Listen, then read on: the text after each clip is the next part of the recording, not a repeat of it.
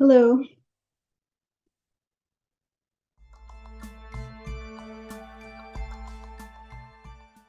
Hello. We're gonna just keep going and see if this is gonna be mixed and remastered with some like editing magic. So hopefully it's not too distracting, and hopefully we get through this section, which is actually very illuminating.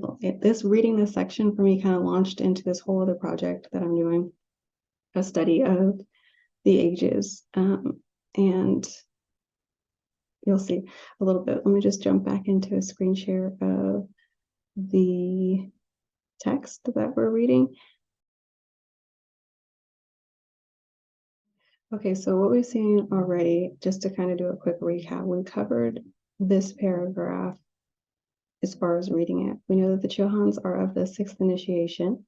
These are the ascended masters, and each of them govern a specific ray or embody or express the embodiment of these particular rays, whether it's first ray showing power and the strong, pure will of the divine, up to the third ray showing the intellect of the active intelligence and how you combine with the second ray of love, wisdom to create something that's manifest and create the triangle or the trifecta of all that is, or moving into the rays of attribute right on down through. And so learning our particular rays, and we have an ego ray and we have a ray of our monad, and then knowing the difference so that we know which kind of influence that we are being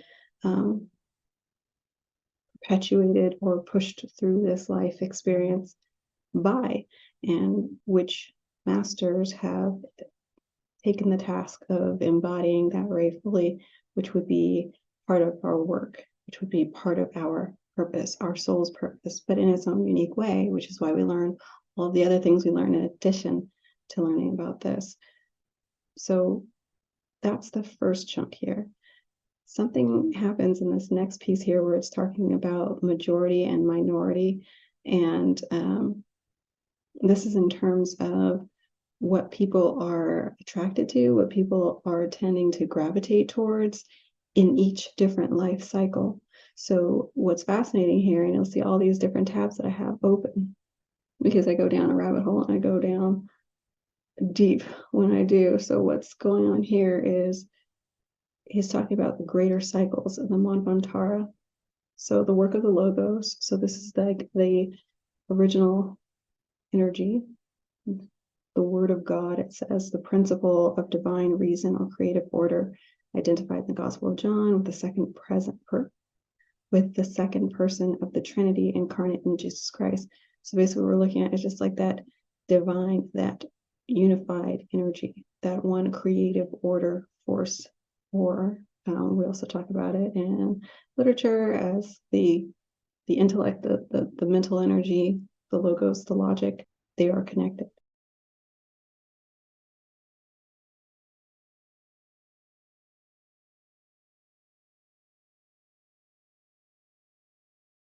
Over the last 6 months, I've been working on a model of what the universe could look like from a geocentric point of view.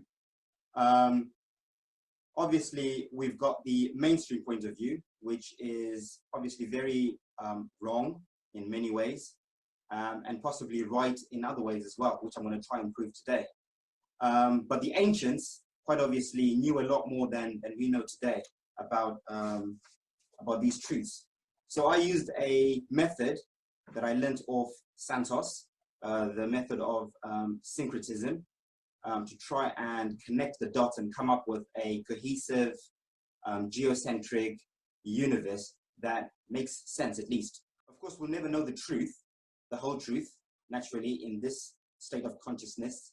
But I think we can certainly get as close to it as possible through syncretism and other means as well. So that's what I've done. I've syncretized mainly 4 avenues. I've syncretized Vedic scriptures, Kemetic Egyptian mythology, Greek mythology, Norse mythology, a bit of the Bible, and a bit of the science we're taught today, mainstream science. There's a lot of truth in there. We just have to be able to decipher what they're telling us, but they are telling us quite a few truths. which I think might be a bit controversial in the flat earth community, but I'm sure my argument is going to be quite compelling, hopefully.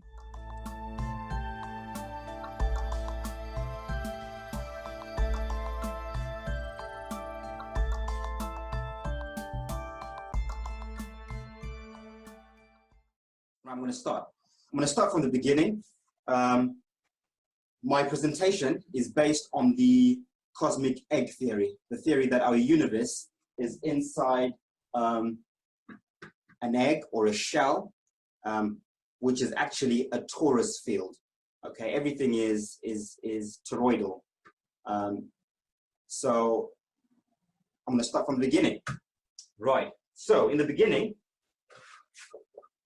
all cultures and even mainstream science tells us that there was nothing, absolutely nothing, the void, emptiness, empty space. Today, science calls it infinite space, time, and matter. Okay. Past cultures also had names for this. The Greeks called it the chaos. The Norse called it the Gunning Gap. The Egyptians called it the noon. This is the void. This is everything and nothingness. This is the multiverse. Okay. I think there's no way to express it or to explain it in any words or level of consciousness that we have now. So we're going to try and use words that we can relate to at best.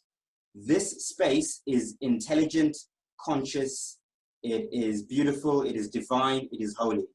So if I use certain words, they're not going to do this justice, whatever this is, this infinite space, time, and matter. This is the alpha, the omega, the beginning, and the end. Okay? So that was everything and nothingness, the void of infinite potential to begin with.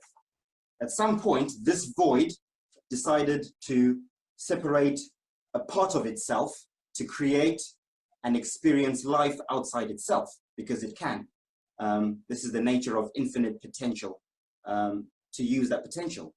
And the first creation, from our point of view, was what we know as the Holy Trinity, okay, which I've drawn there as the, you can see the Vesica Piscis there, you can see the flower of life.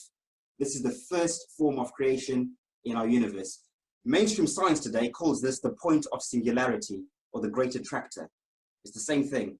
Religion would call it the Father, the Son, the Holy Spirit, protons, neutrons, electrons, Zeus, Poseidon, and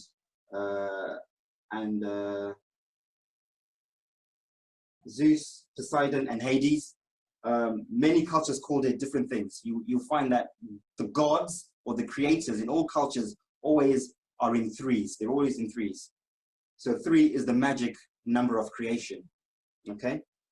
So these are the building blocks of life. I prefer to call it electromagnetic pulses of sine wave or frequency, which is basically a star. This is the first star.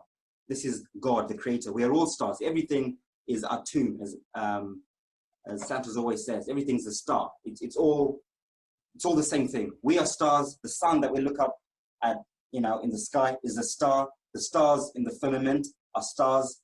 God is a star. Creation is a star. Right? At different frequencies, at different levels of consciousness, etc., etc. So we've got the Holy Trinity now. We've got the building blocks of life. The first order of business was to create a home or a hub or a shell where it would experience life separate from the whole.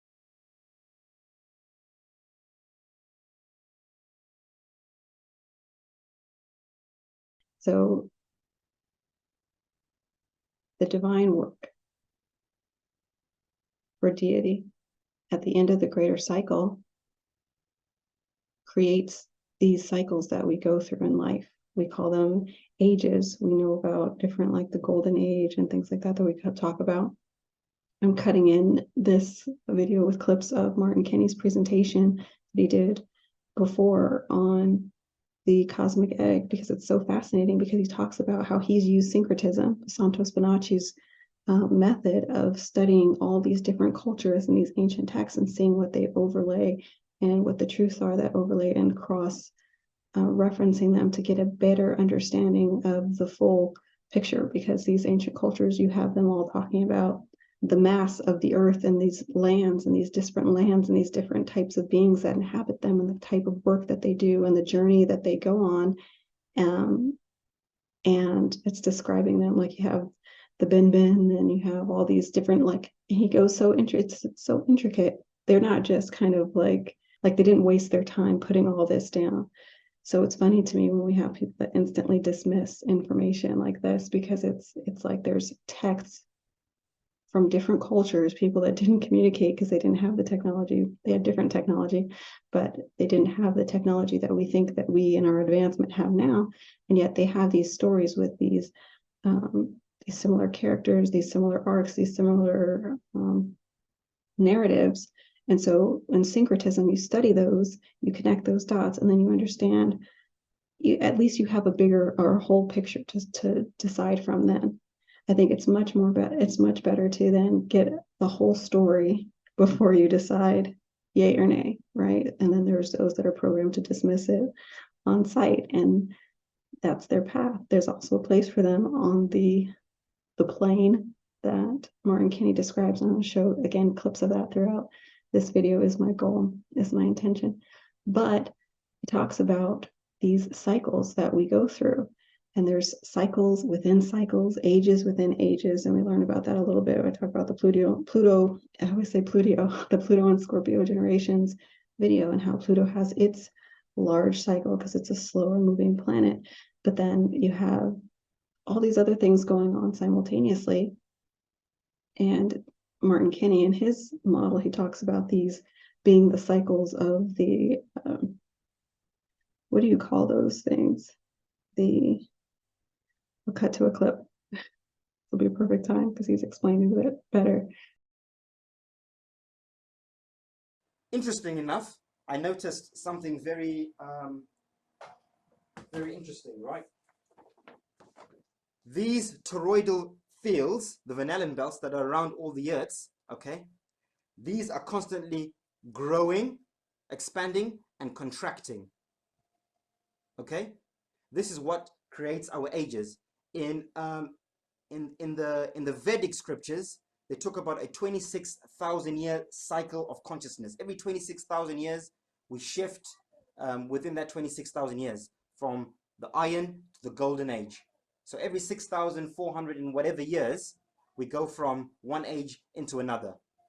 Okay, and even within that, there are ages, which are what we call the zodiacal ages: the age of Aquarius, the age of Aries, the age of all the zodiac constellations, and those are all conscious ages. So there are smaller ages within bigger ages within bigger ages. Okay, so everything is cyclical. Okay, so there's a 26,000 year cycle, and then within that there's a 6,400 year cycle. Within that there's a 2,100 year cycle. Okay, we've just come out of the age of Pisces, which was the whole Jesus thing, fish, Pisces. We're now going into the age of Aquarius, the water bearer. Okay, Aquarius is technology. Aquarius is coming together. Aquarius is the mixing water. Aquarius is always a man or a woman pouring water, pitcher of water, mixing the waters. This is now where things are now being mixed. Knowledge is coming out. Technology. This is the age of Aquarius. Okay, this is where we are now, right? So these toroidal fields, the Van Allen belts, the Aurora Borealis and all that, they have a significance in that. So we're at a very, very special point at the moment, right? Because we're shifting, we're approaching a 6,400 year cycle shift, which also coincides with the 2,100 year cycle. So not only are we shifting consciously, like we did in the last shift during the age of Jesus or Pisces, we're now shifting physically. Like I said, these toroidal fields are expanding and contracting. During the Golden Age, there are no toroidal fields inside our universe. Okay, let me find a proper one, just so we can see it properly. okay? There are no torus fields in our universe in the golden age. Everything's connected. We are at the peak of consciousness everywhere in the universe. Yeah, it's the golden egg, okay? All these toroidal fields expand outwards over time. It's almost like the cosmic egg is breathing in and out. The womb of creation breathes in and breathes out, breathes in and breathes out. And these toroidal fields follow that breath created by the axis mundi, okay?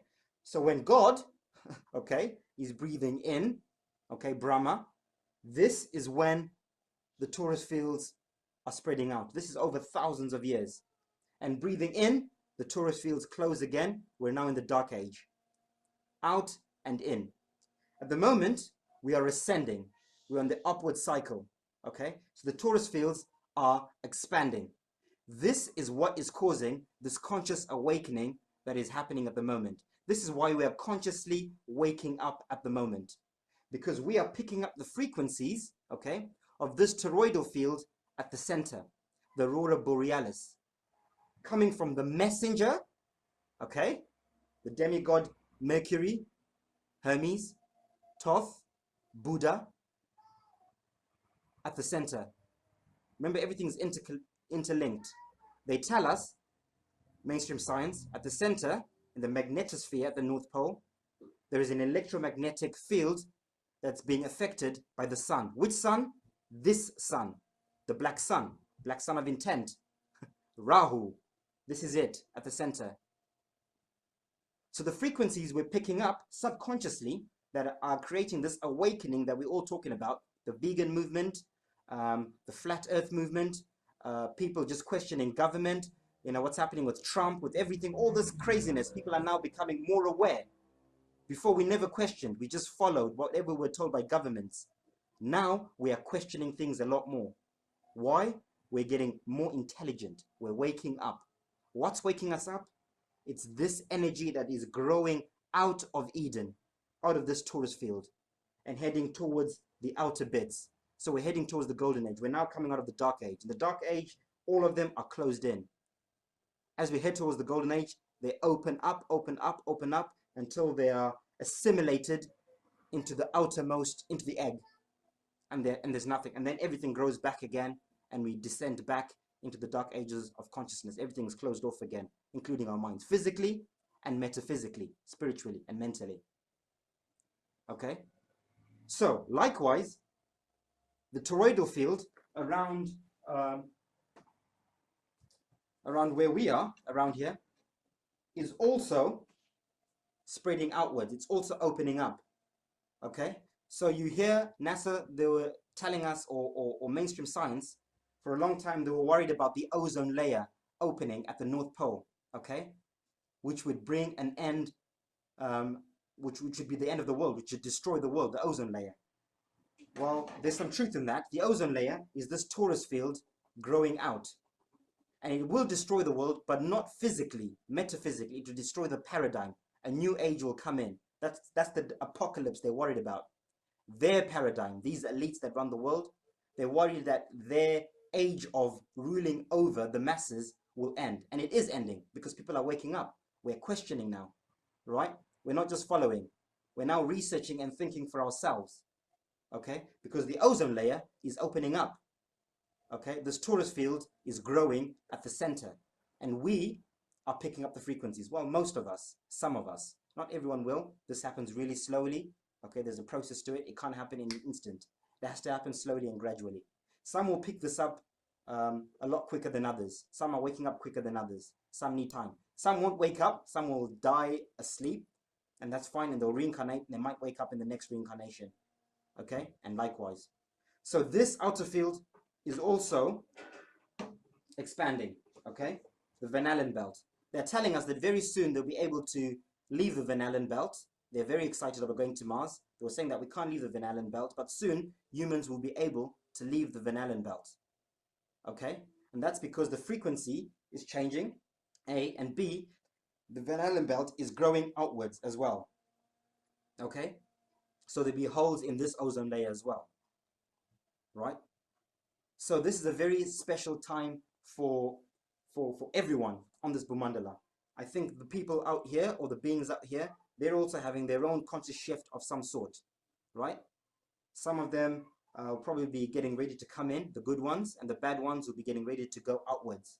Because in is always good. You want to go in and up rather than out and down, which I'll explain in the next video. So hopefully I will just inserted that to explain it. And you'll see that those are what creates the cycles, is the rotating axis of these spinning systems on around this plane that create these different ages, and different cultures have documented it and described it in different ways. You have the Hindu ages that they call, and I put them in the PowerPoint that I'm going to show you, that I'm putting together to kind of try and piece this together in my mind. But it was really fascinating to me because Bailey talks about how a true study of history would incorporate understanding the influences that we go through with these different periods based on these different influences that we're having, like such as the rays, such as these energies that represent these chohans that influence us, and understanding what that is. Okay, if an ancient culture had they didn't have full understanding of it, well, why don't we kind of like try to go deeper and figure out exactly what that was? But the more I study, I realize that they did know what they were talking about. So I'm not really studying it to dissect it or distort it or pull it apart, but to kind of approach it with humility, because there are people that have been much more in tune with the world, and what influences us than we have been. And when I learn this stuff, it kind of makes sense. So that's why I'm sharing it with you, and hopefully this can help you have better understanding of self, because knowledge of self is the key, right? So anyways, when he talks about how there's a majority and a minority, and it talks about exoteric versus esoteric, and how the real meaning of these words gives a hint towards the solution of understanding a great mystery, then of course I'm like, oh, a great mystery. Let me kind of try and dissect this. So basically the majority is going to be here in this bucket, where we find things that are exoteric, the definition being that it's basically widely known or understood by everybody, intended for or likely to be understood by the general public. This is exoteric. So that's going to be where we find our majority, is sitting here. That which is esoteric is going to be intended for or likely to be understood by only a small number of people with a specialized knowledge or interest. Specialized knowledge or interest, and it's intended that way. So that's interesting. So we have a minority and a majority by design, part of some cyclical design, and it unfolds a great mystery.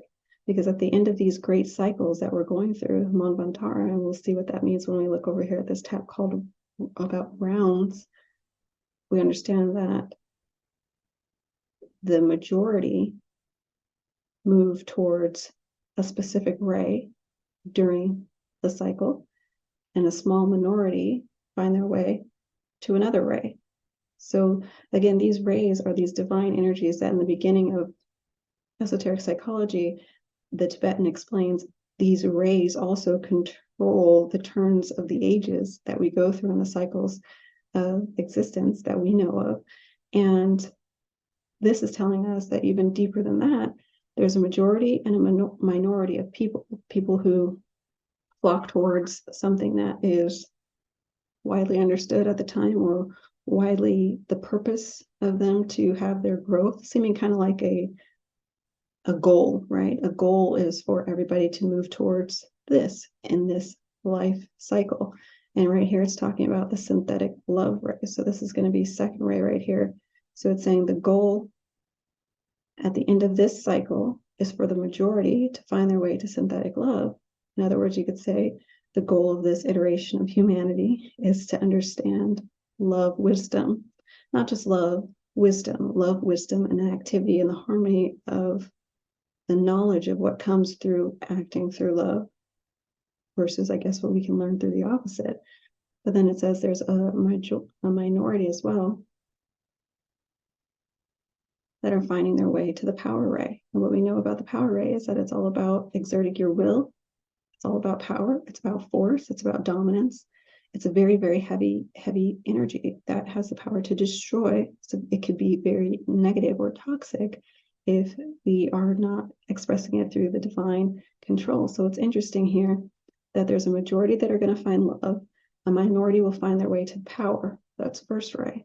And it says that the minority is destined for an important function because they're going to constitute the nucleus in which the next solar system will constitute the majority, finding their synthesis on ray 1. So that just did a whole little razzle dazzle. So that's basically like trying to understand that if in our life cycle the purpose is for us to get towards love, and there's a select few that maybe choose descension versus ascension, not to say that the first ray is bad, but to say that why there's not a majority, it's not a crowd. There's these certain particular souls that have an affinity towards first ray. They need to learn about will and power. And in the next solar system incarnation, that small nucleus is going to become the major energy of the next cycle, which is why love is the major energy of this cycle, because in the ray before that, it was the minority. And it talks about that a little further. So it's very interesting to talk about these different movements through these energies and the progression of these rays as basically like a overarching theme of divine lessons that humanity goes through. Wouldn't that just be interesting to understand that there's a purpose behind our purpose, like a larger stage, as above, so below. Like while we're moving towards love, some are moving towards power. And as they move towards power, their next cycle is going to be about learning to harness that power energy in a divine way to pivot that. And just like we're moving to second ray, the love ray, we're going to learn that in the past, I think that it was more about mental energy, third ray, but we'll continue on to see that. This minority, again, is destined for an important function. They constitute the nucleus, which in the next solar system will constitute the majority, finding their synthesis on ray 1. This is a great mystery and not easily understood. It's esoteric, but a hint towards a solution will be found hidden in the real meaning of the words exoteric and esoteric. Remember, exo, right here, means is external, from the outside. So this can also be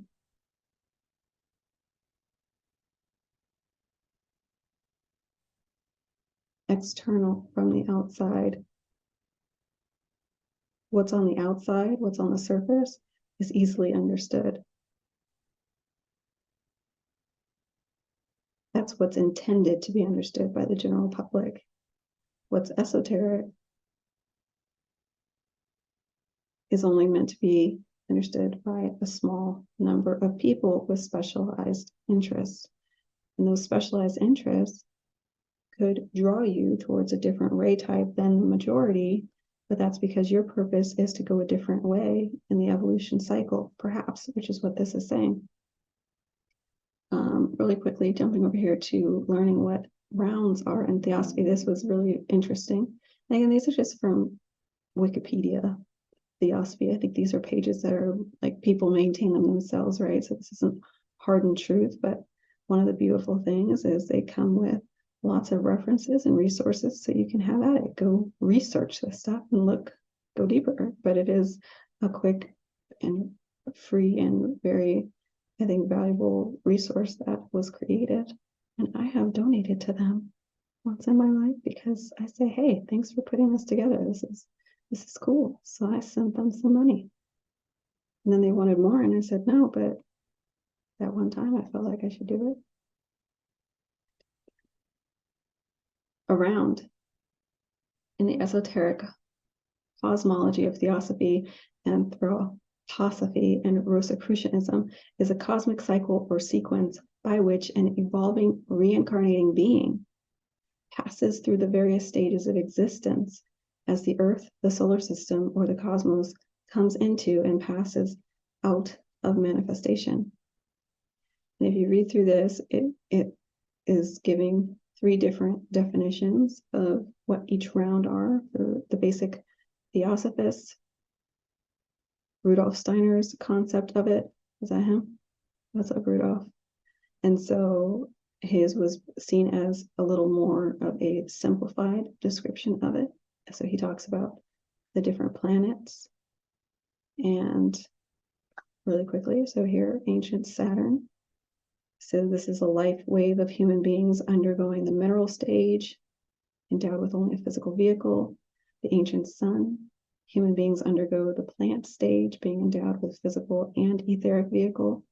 At the moon stage, animal and astral. Earth stage, human beings have the man stage, the soul man stage, the higher soul man stage, and the spiritual man stage.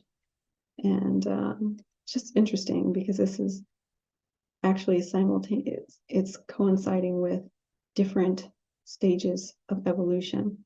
And then the Rosicrucian definition of what a round is as well. It says the period of time devoted to the attainment of self-consciousness and to the building of the vehicles through which the spirit in man manifests is called involution. The succeeding period of existence during which the individual human being develops self-consciousness into divine omniscience is called evolution. So again, in the back of Alice Bailey books, it talks about how studying psychology or studying evolution as an evolution of consciousness.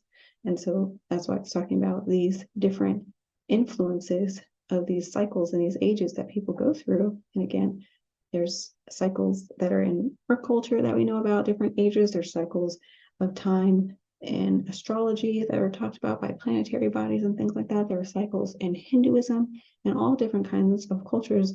They talk about these stages where humanity goes from very conscious to very spiritual to very dark to very corrupt to very cold and very absent of consciousness. And so I feel like there might be something to that. So that's why I thought this little piece was fascinating that they're trying to explain to us. This goes a lot deeper. So if you're able to screenshot it or just go to Wikipedia, search for round theosophy, how to read, I encourage it. This is actually quite interesting.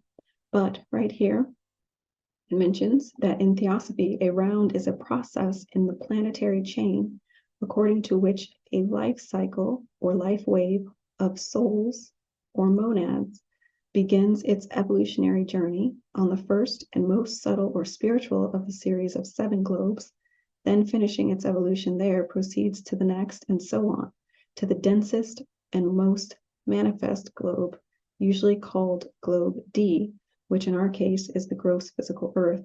From there, it proceeds on the ascending arc through increasingly more ethereal globes. Each of these globes are in coadunition with the physical earth, though they are not in consubstantiation with it. And I was like, what do these words mean? What is this word? Of course, there's no definition now. So I'm making up stuff, but I would love to know what these words this one says. Yeah, I think that's a strictly religious definition, but this. Anyways, each of these stages is called a round, and during this time, the reincarnating life wave, which is the soul or monads within that chain, pass through the 7 root races. So of course, then I went down the rabbit hole. I'm like, well, what are the root races? And this gives a really good definition of all of them. Blew my mind. Lots of stuff here. Fascinating. Just dive deep, go down this rabbit hole. One other thing to say here. When the life wave has gone through all 7 globes of the planetary chain, it has completed 1 planetary round, or globe manvantara. So that's that word here. This is followed by the dissolution of the planetary chain in a nirvana, which is not the same as what Buddhism calls nirvana because it is not permanent. This period between physical manifestation is called pralaya in Hinduism. Finally, a new round begins in which consciousness is now more developed than in the preceding round. So this is that concept of waves of souls going through different incarnations and collecting information, which goes back to a lot of those spiritual teachings that talk about Earth as like a school where you collect experience, and different beings you pass through here, and you're collecting experience of the lessons that you're meant to learn here, influenced by the energies that are orbiting around you through these other bodies of the solar system. So each planet has its own energy. If you learn through astrology, Saturn teaches you lessons. It's like the father energy. The sun is that power, that confidence, that ego energy, that influence of self-confidence.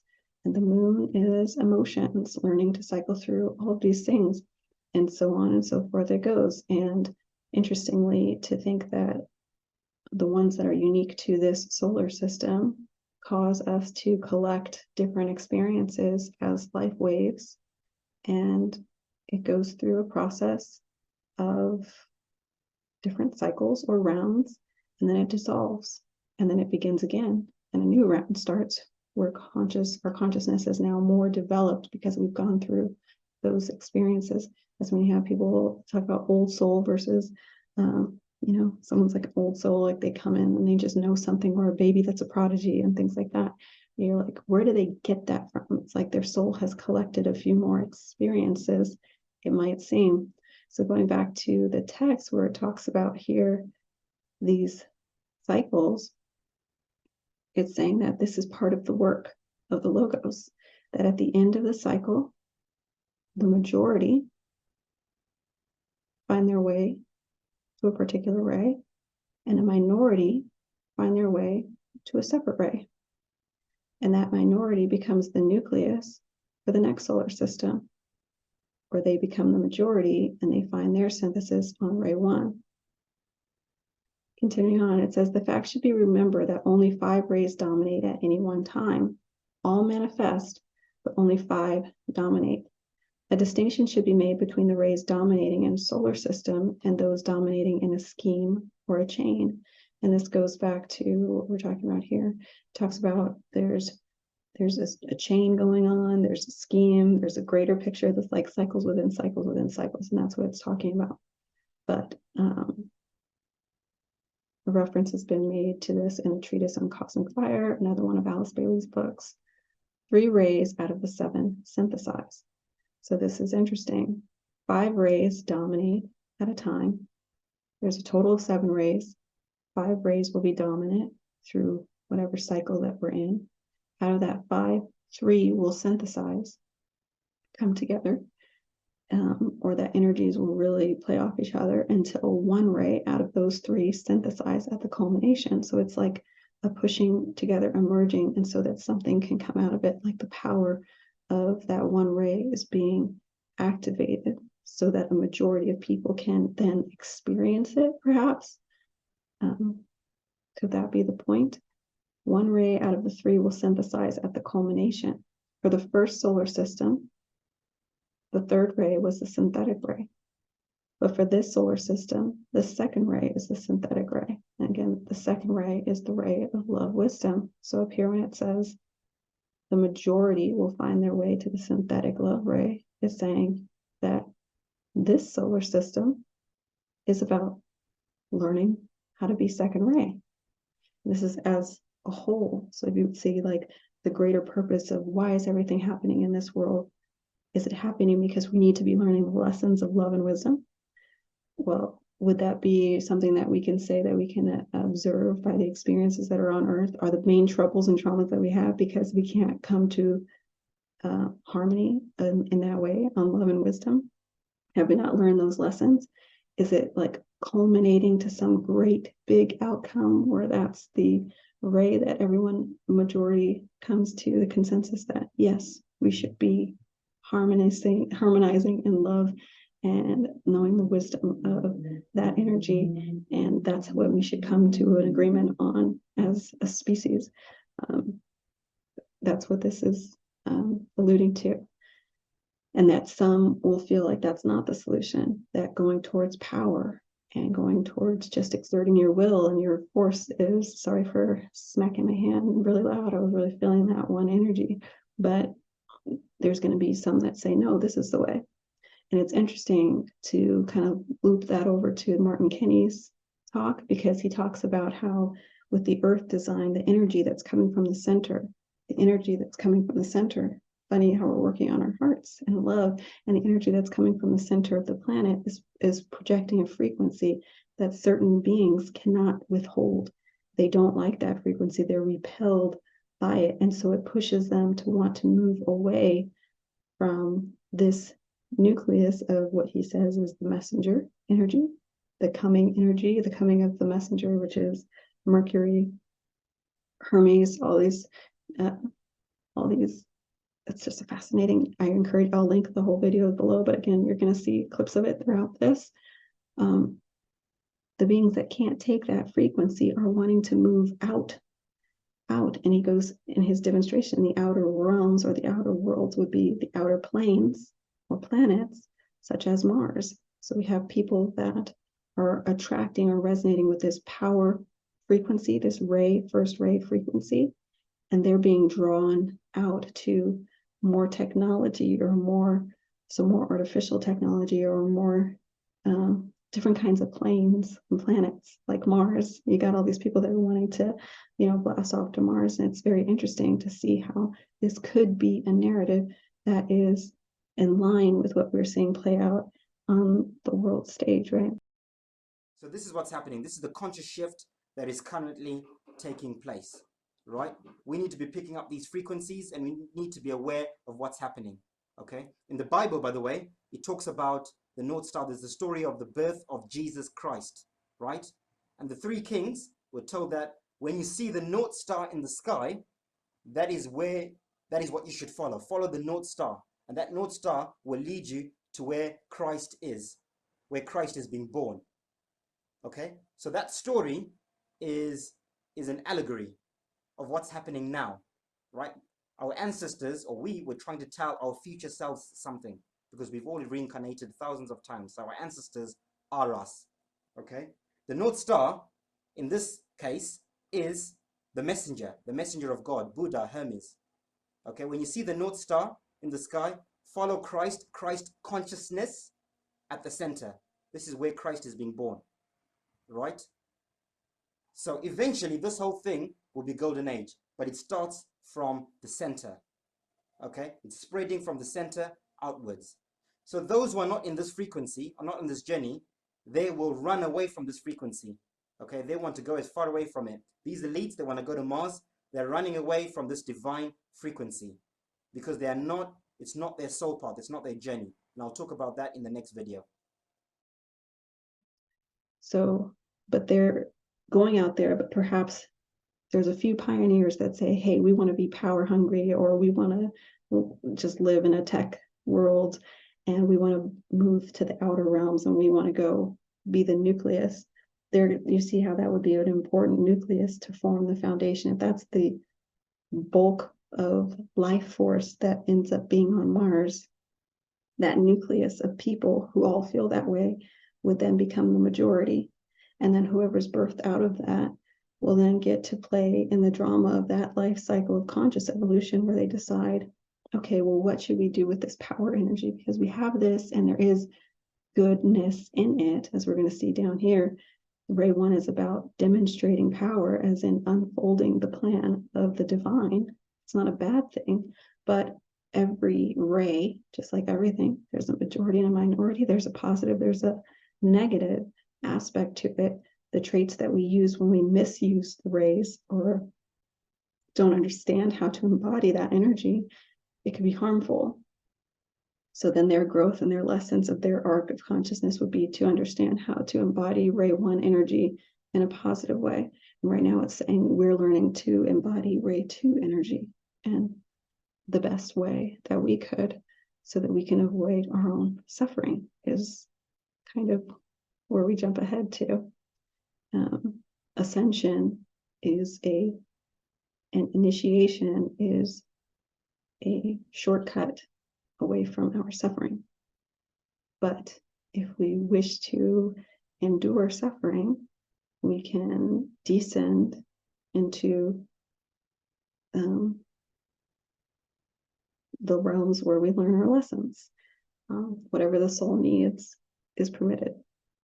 Those of us who are ascending, who are on the way up on the cycle, we are picking up these frequencies and we are being drawn to there. Some are not being drawn anywhere. They're not feeling any of this. They are meant to carry on playing the game on this stage here.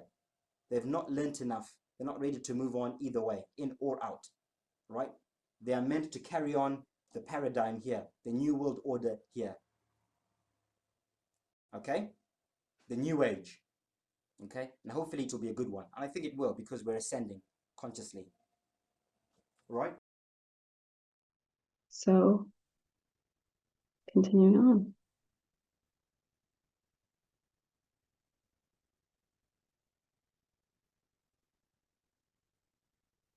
For the first solar system, the third ray was the synthetic ray. But for this solar system, the second ray is the synthetic ray. And for the next solar system, we find out that the first ray will perform a similar function. So this is going 3, 2, 1, kind of like an order. It's interesting. So if this were to be true, we could map out different time periods and see what was going on and kind of line this up. So I took this as a kind of a cool challenge.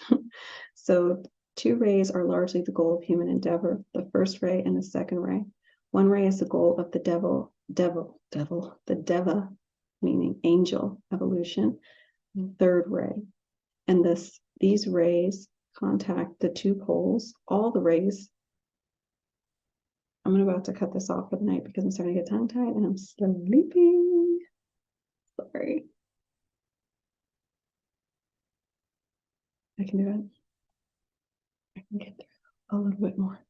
But I really want to share my PowerPoint because that's been really fun work. I'll just share a little bit of it. Here we go. 2 rays are largely the goal of human endeavor. Our endeavor is to learn about first ray, will, and second ray,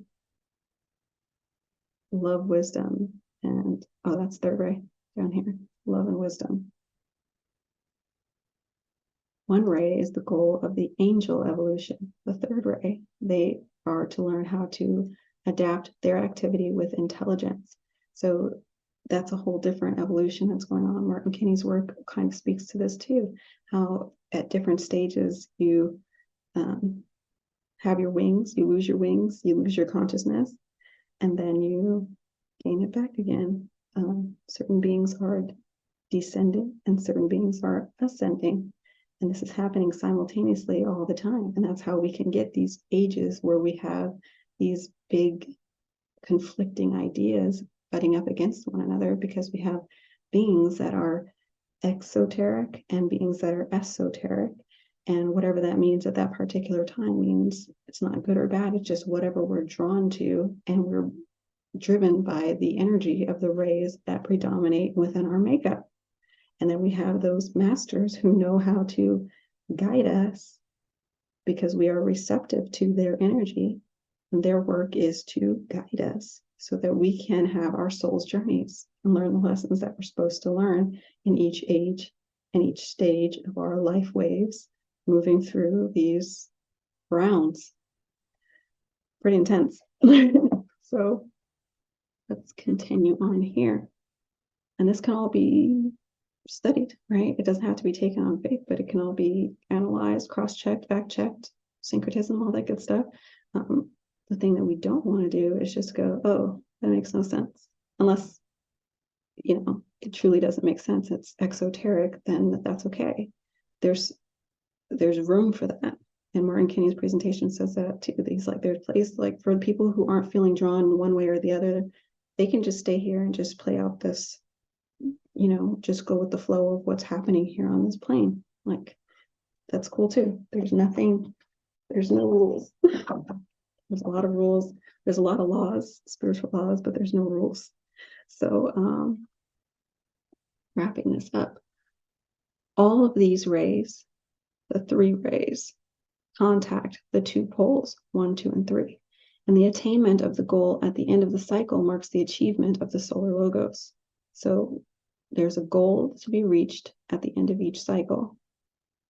And that's the achievement of the solar logos. So the deity, the oneness, the being, the unity consciousness, that's dividing itself up to have these experiences. Each round, there's a goal.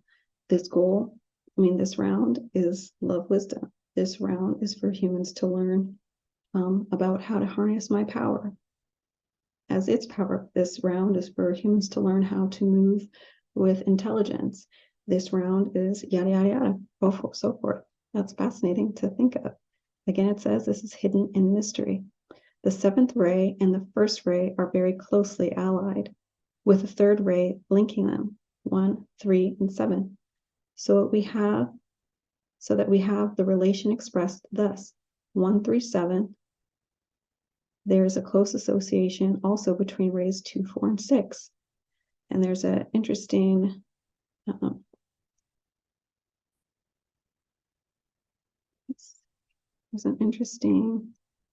image. See here that I found in a presentation from, I'll link it below. I can't think of it right now. And she shows that the odd rays, this one here is including number 5, but 1, 3, and 7 are hard line rays. And you see the energy traits of people, or the energies of these rays in general, are hard line rays. 1st ray is about exactness, power, thinking very, very clearly, clear cut, concise, that energy. If you have a personality trait like that, then you don't like a lot of words and fluff. You're like, get to the point, right? So someone like me, who does have a lot more 3rd ray energy, which is also, it's a mental sign, but it's very much so philosophy and abstract and big ideas and thinking and words. I love words, so it's going to be a lot more words.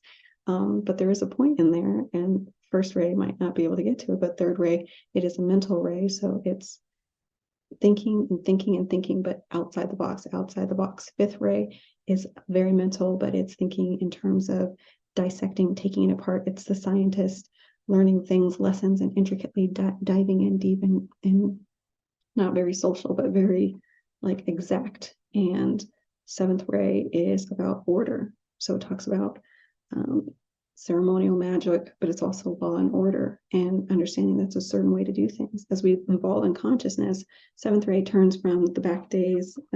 We talk about ages. The 7th ray in the olden ages would be like creating the first set of code of laws, and I put that in my PowerPoint. But then in the future, 7th ray evolution consciousness is going to be like understanding spiritual law and how we're supposed to align with that, and how if we act in harmony with that, we expand, like these natural formations of crystals. Crystalline is a very intelligent system that grows on its own, but it has certain conditions that it thrives in, that crystals thrive in and grow in, just like us. So hardline rays versus these even ones. Ray 2 is about, it's about, the circle of life, love and connection. Circle represents that. 4th ray is this arc that is showing. It's the bridge. It connects this and that. It's the energy of harmony through conflict, but it's just like, it's that bridge. Like, how do we get from here to here? Like, I want to understand you, and I want to have empathy and connection. And so it's like a softer energy, just like love, wisdom. And then of course you have 6th ray, which is the ray of Jesus, being the Chohan of this ray. This is a halo representing it, and that's the energy of devotion and idealism. So this is the ray of religion and having this unwavering connection to these ideas and willing to sacrifice for it. We talk about Mother Teresa and things like that in my PowerPoint. So different ages, people that embody these hardline rays. When we have an age that embodies these hardline rays, what we're learning in that last little section of the book is saying this energy 1, 3, and 7, they build off of each other. So if we have all of these 7 rays and there's only 3 dominating at a time, or sorry, 5 dominating at a time, of those 5, it's going to be an influence on which 3 seem to fuse together and synthesize to push out that ultimate energy that is the goal of the logos at the culmination. So when 2, 4, and 6 are at play, then we're going to push out something, that could be more of a soft timeline. Or if we have more of these in incarnation, we're going to see a lot more artistic and compassionate things, or movements that are about people and empathy, and like Gandhi's cause and Mother Teresa, and all of these things are part of those ages. And then when we have these hardline rays dominating, we have major developments in science and technology and power. Like right now, we have lots of power moves going on, and lots of people that want to be big in politics and things like that. So it's just very interesting. But I thought here with this hard line and soft line, and we'll go back now to the text. And then I'm going to wrap this up for today.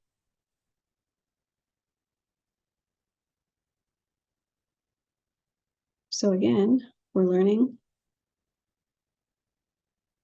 that rays 1, 3, and 7 have a close association, and so do rays 2, 4, and 6. And now from that other image, we can see that it's because we have the hard line and the soft line energy that's behind them.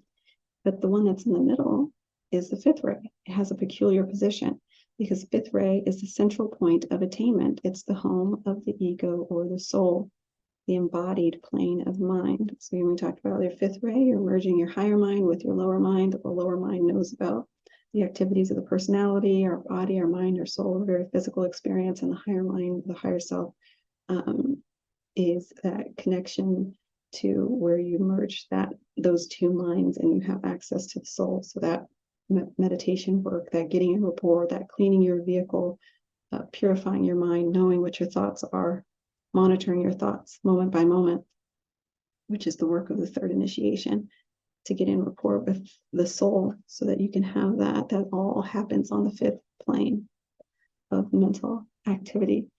So I have some other charts here that kind of show that this is the constitution of man that I saw in that presentation too. The lady gives a great explanation of this. So these are the constitution of man, the 7 planes of our solar system: physical, emotional, mental, intuitional, spiritual, monadic, divine.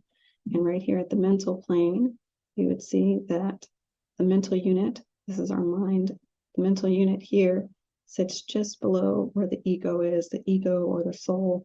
And this is all we have to do when we're stepping up that connection to our consciousness, our soul, is make that jump right here. And that highest point of mental activity up here of the 5th level, which is why this coincides with the 5th ray, the highest point of our mental activity, our lower mind, so to speak, merging with our higher mind, is the lowest point of activity for the spiritual triad, which is mind, intuition, and will, spiritual will. This goes a lot deeper than I can go right now, but it's just fascinating to see that how this all gels together with, this the physical plane. And then there's so many versions of this chart too that get more intricate. So I could just go and go, but I still need to study this too. The lady in the video that I'm going to link that talked about the hard line and the soft line rays, that presentation, she covers this really well, about the work that we do to advance our mind stage, to get in rapport with our soul energy of our mental activity, and then how this triangle is the next level up, spiritual triad, which is then just below the monad, which is the joining of the first three rays. Will, first ray. Wisdom, love, second ray. And activity, intelligent activity. And that's creates the monad. So this is the first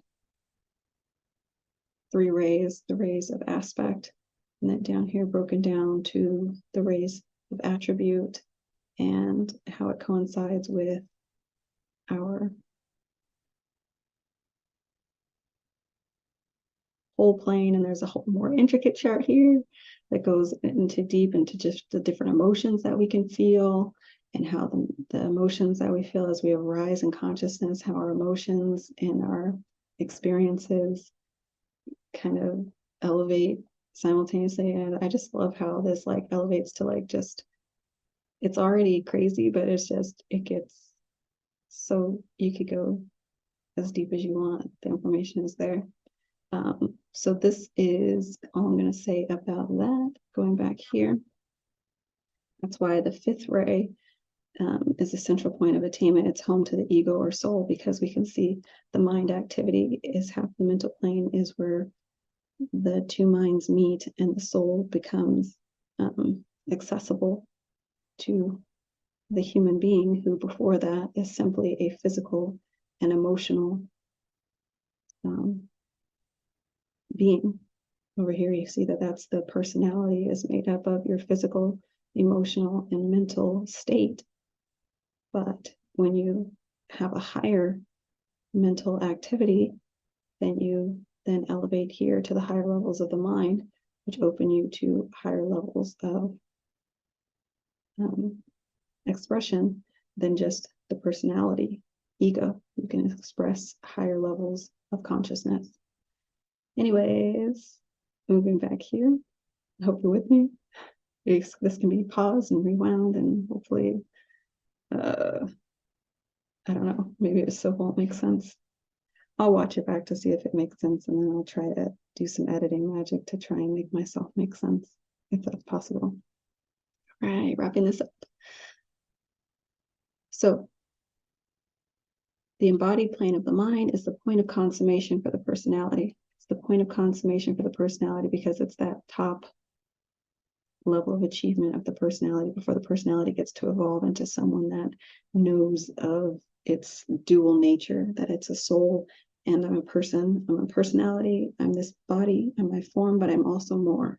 And then we go through that level of that conflict of, do I follow my soul or do I follow my personality, my ego? And then the ego merges with the soul and it becomes something more.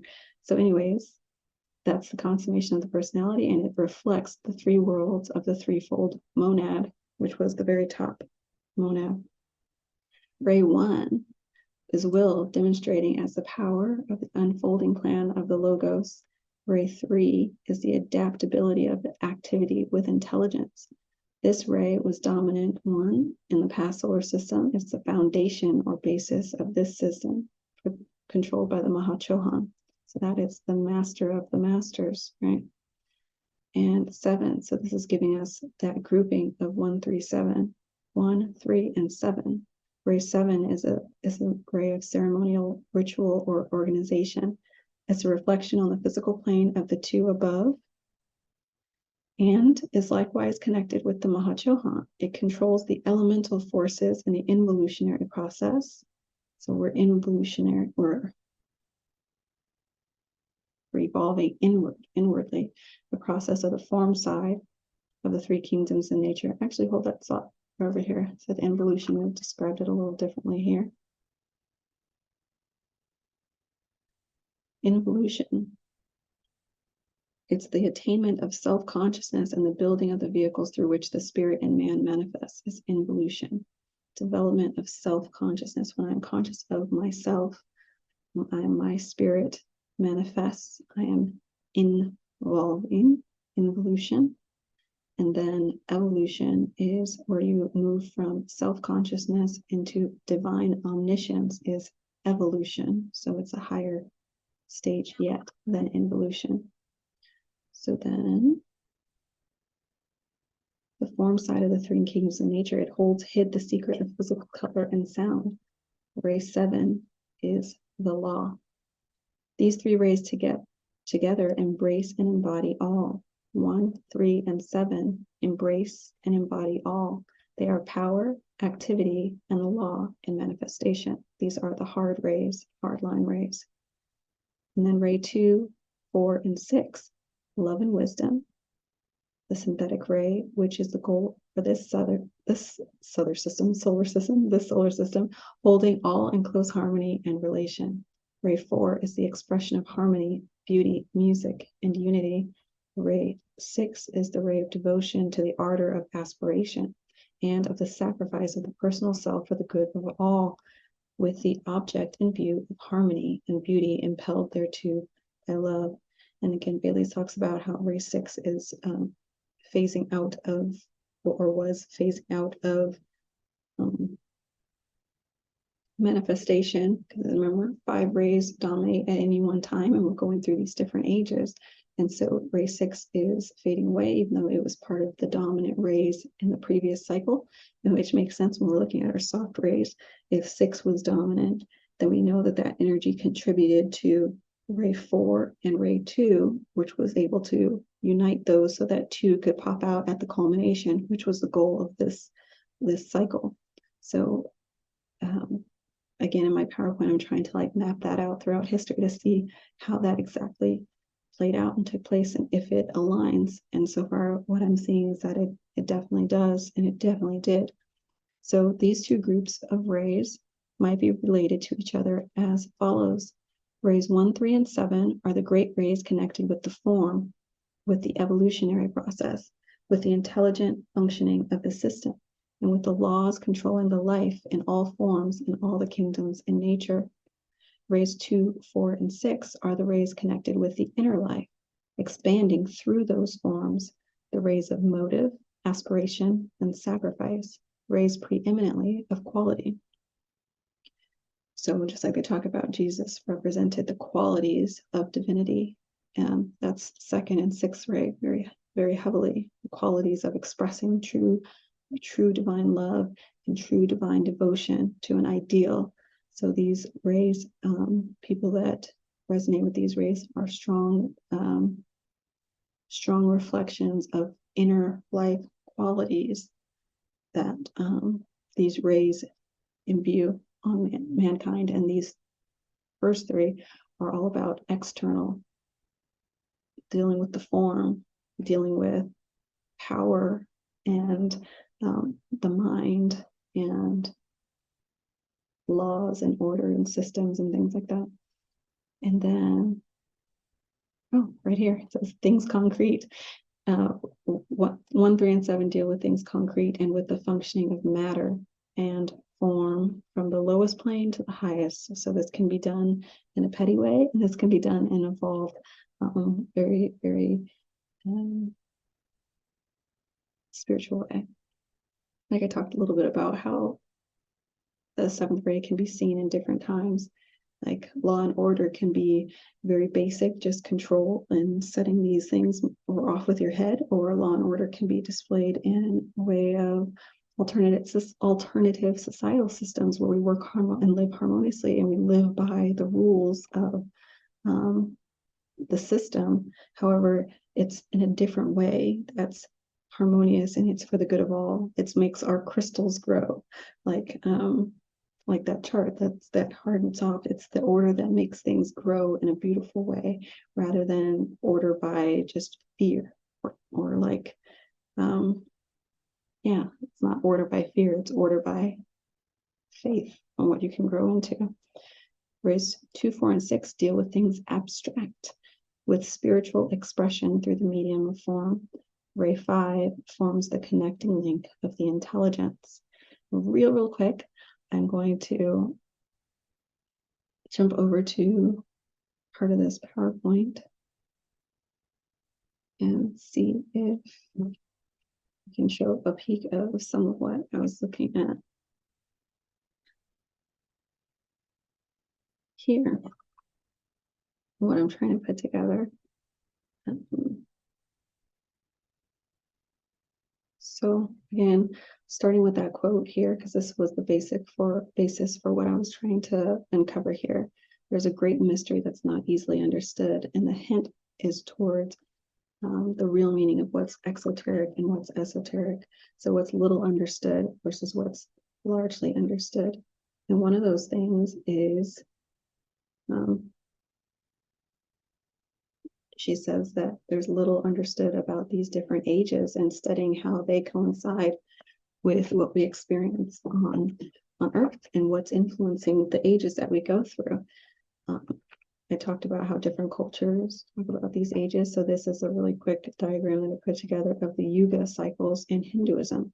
So it starts with a time that's called Satya Yuga, which is the age of truth, virtue, righteousness, spiritual enlightenment. It goes all the way to the Kali Yuga, which unfortunately is the darkest. And it says that this is our current age. It's an era of darkness characterized by a decline in righteousness and an increase in moral decay and spiritual ignorance. This is the age of spiritual struggle.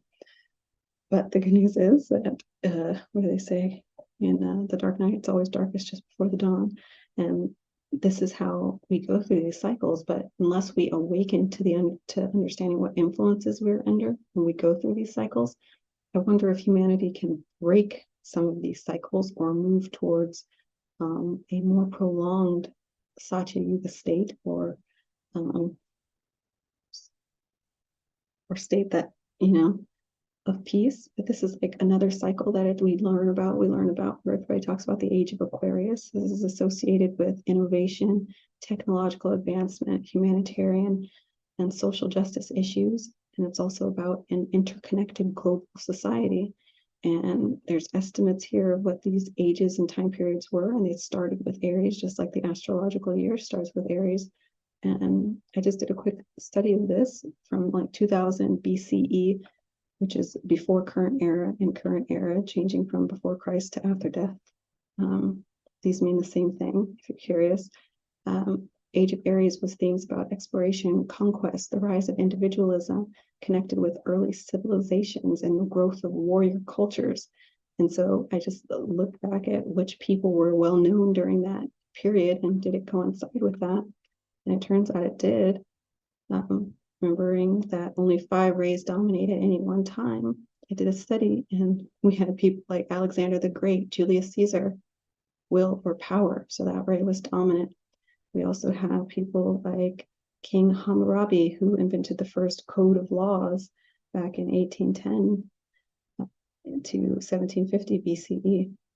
In that same time, we also had Confucius, and we also have the Buddha living. And so Confucius is on the philosophy ray of active intelligence, and we have Buddha sitting here on the 5th ray of concrete knowledge, because Buddha went and set out a path that you could follow. He dissected the path that leads to happiness or to enlightenment, and gave the breakdown of exactly what is needed in order to achieve enlightenment. So that was concrete knowledge. He was a scientist of sorts at the time. And it's fascinating that this coincides with these yugas too, because we learn in Hinduism that at each stage where we're moving into more and more darkness, there is a loss of one of the spokes of the wheel of Dharma. And that's also mirrored in Buddhism, the similar with this path. This is the wheel of Dharma. So when we lose, as human beings, the right understanding, we lose the right thought, we lose the right speech, the right actions, the right livelihood, the right effort, mindfulness, concentration. We lose our wisdom, we lose our ethical conduct, and we lose our mental discipline slowly but surely over the years. And as we continue to do this and devolve, we move into these dark ages. So this is all very fascinating study to me. This isn't complete, but that is a peek. And I hope that this has been illuminating for you, as it has been for me. And I hope that it's been intertwined with a lot of cool videos and clips from Martin Kinney that can make your mind go in circles and stuff like I have. And I will see you in the next video. Bye-bye. There has to be a cycle, there has to be order to all of this. None of this is just random and chaotic. There's an order, there's a cycle, there's a system to all of it.